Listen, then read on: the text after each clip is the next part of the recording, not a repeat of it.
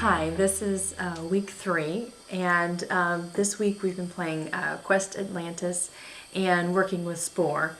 And first I tried Quest Atlantis, and I don't think it was working well on my machine. I kept getting like a little circle with a cross through it on one part, and I could never find my mission status.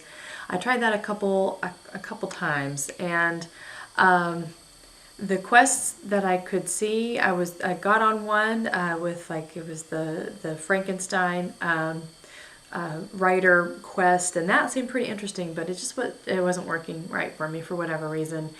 But I got to kind of go around and look at it and just how it was done, and some of the quests that I clicked on and read about.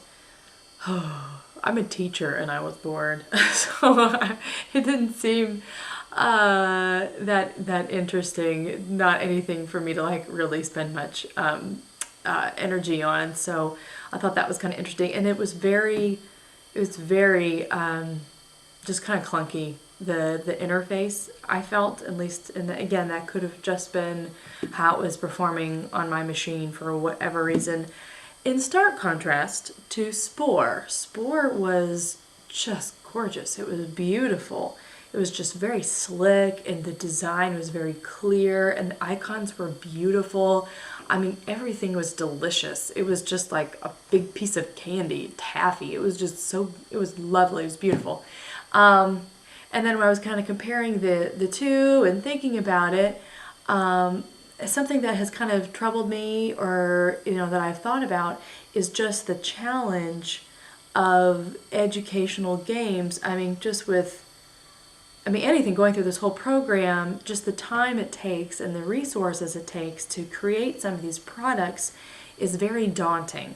And Quest Atlantis, while it's gotten a lot of acclaim, this is something that I'm sure took a lot of resources, for, I think, which university was it University of Illinois? Anyway, I can't remember offhand, but it was a university sponsored project, and it just, doesn't hold a candle to Spore, a commercial project. So, and then, looking at the videos this week, about modding games and adapting them, for your own purposes, I thought maybe that's kind of an answer to some of those problems. And instead of, an institution or, an educational institution creating their own game, but adapting, an existing commercial game for their own uses. Spore was great with just even gravity and, how animals, certain features and how they have to survive in the wild, and, the cause and effect of just physical,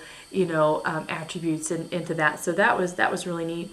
Another kind of silly note, that I was thinking about this week, we rented Journey to the Center of the Earth. Definitely a Nickelodeon level film. It was really, really silly. But it read like a video game.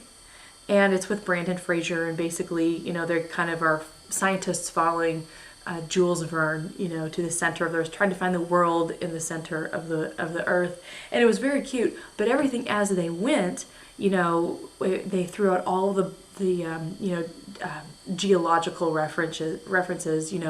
For example, they were caught on a sheet of muscovite, and it was going to break any time now. And they're talking about the different properties of this and that, and it dictated kind of the decisions that they made. And it was very kind of not real smooth narrative-wise, in a similar way as maybe a video game. Like, you just, yeah, sure, muscovite, then you step on it, it's gonna crack, and you go down and down and down and down and fall. Anyway, I thought that was kind of interesting.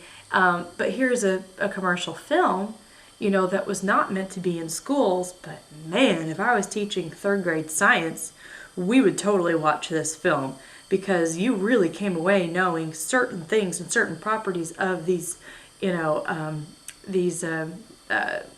rocks and things like that. So anyway, and then I've started to think about my final project. I'm working with my brother on that. He can give me a lot more background just on games, so that's kind of helpful, and just bouncing ideas off of him.